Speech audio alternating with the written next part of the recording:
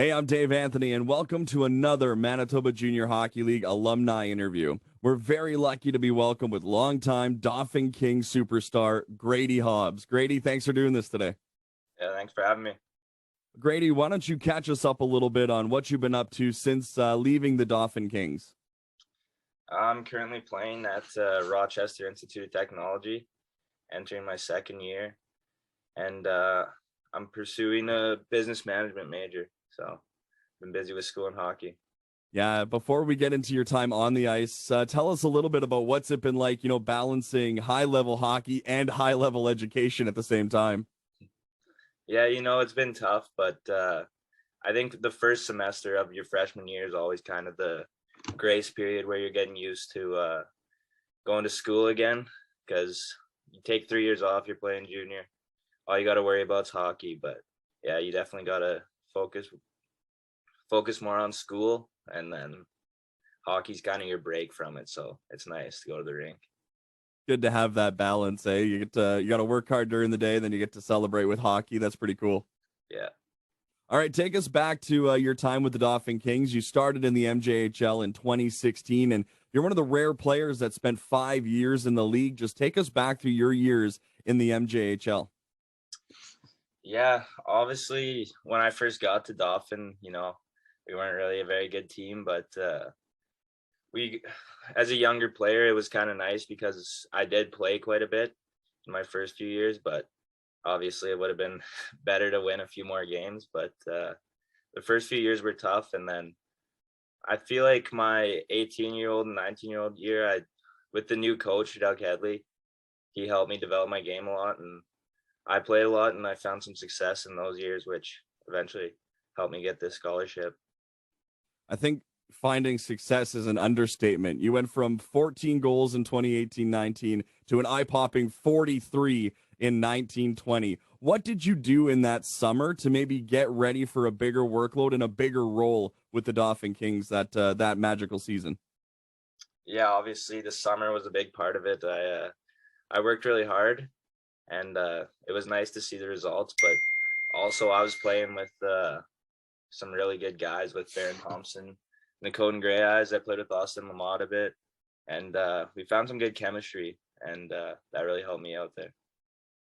Grady, you talked about the relationship you had with Doug Headley and him giving you a chance. I mean, what does it mean to a guy like you when a coach believes in you and kind of leans on you a little bit? What does that do for a player's confidence?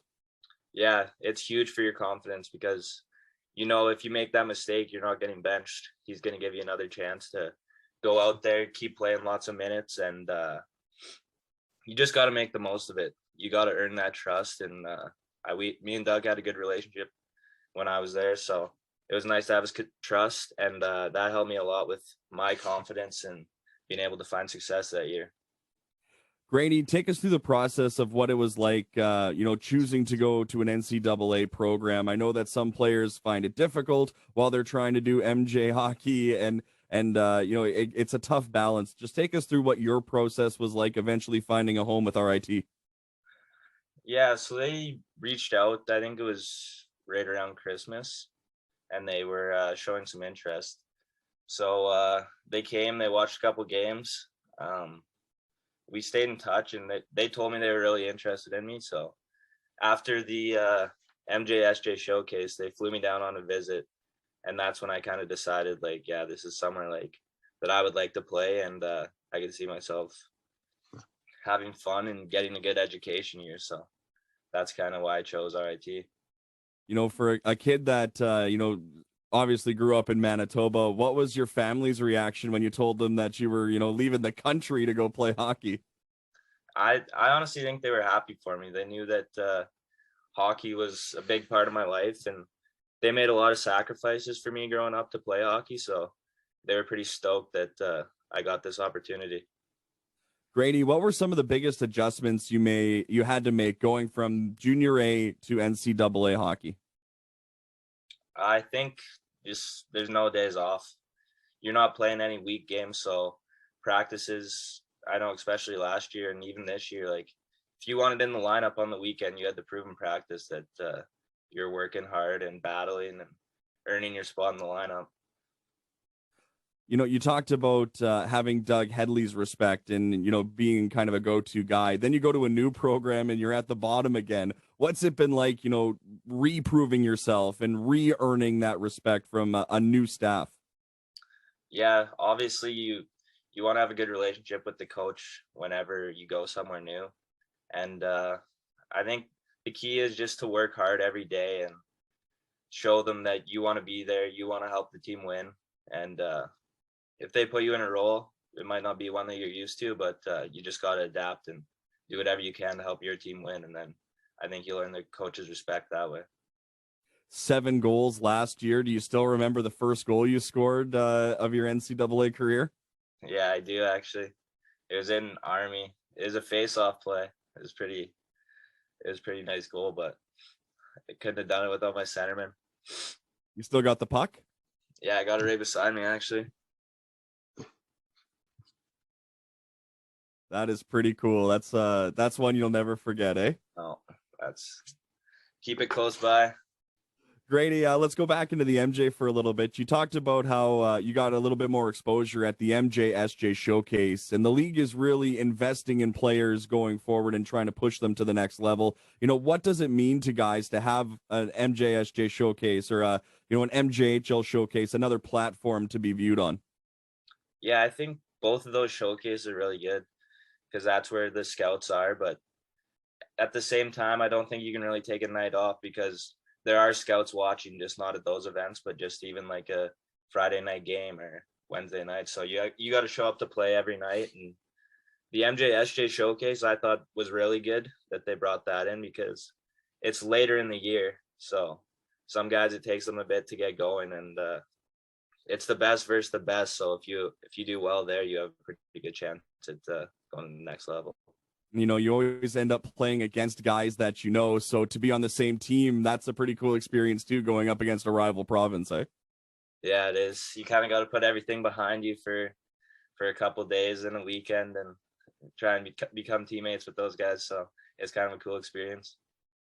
Grady, I know that we talked about you spent a lot of years in Dauphin. Do you still have roots there and still connections to, the town or maybe the billets that you got to kind of grow up with? Yeah, I do. I know last year when Dauphin was in the final series, I ended up going to game 6. I actually got right off the plane from Rochester and I drove to Dauphin to go watch. I still knew a couple guys on the team, so it was nice to go watch them. And then I ended up going to game 7 in Steinbach too, which was nice because I still had some good connections with the coaches and the players there. So it was nice to see them win. What does it mean to you to still have that connection with Dauphin and, for them to still be cheering you on and their fans to still be cheering you on as you go on in hockey and life? Yeah, it's amazing. I was there for a large part of my life, 4.5 years. The 1 year was cut short because of what was going on. But yeah, Dauphin's definitely going to be a big part of my life. I spent a lot of time there and I grew up there in a sense. From 16 to 20, and yeah, I'll never forget that town. A couple more for you. I know that you mentioned the shortened season, but you were named captain that year. The Kings have such a rich history, and some amazing players have worn that C. What did it mean to you to get it from Doug Headley and to be the captain of a great organization like the Kings? Yeah, it was really special. I know it was my first time ever being named captain, so I was really excited, and we had a really good team that year. So I was looking forward to that year. It's too bad that we couldn't play it out, but it's behind me now, I guess. So, but yeah, it felt really good to wear the C. So you mentioned it. You got to follow the Kings on the run last year. Just what did it mean to see the crest and, some friends be able to accomplish the ultimate goal? Yeah, it was amazing. I was really happy for a lot of the guys on that team, all of them. Dolphins definitely come a long ways in the past 5-6 years. So it was good to see them back at the top. And it was nice to see Doug win the Turnbull. Grady, we'll wrap up with this. You talk about your time in the MJHL. Now you're with RIT and you're doing great things there in both the classroom and on the ice. What advice would you give to Manitoba Junior Hockey League players now that are maybe in the same situation you were when it comes to deciding where they're going to go next with their hockey career and life. What kind of advice would you give them, Grady? I think you just got to find somewhere where you feel comfortable.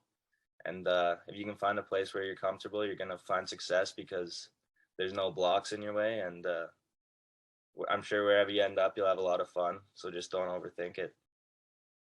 Grady, I really appreciate the time today. Congratulations on all the success. And, you're going to have a whole province cheering you on. And you'll forever be a Dauphin King, I'm sure. So anytime you're in that town, I'm sure you'll still be royalty. Thanks for doing this today.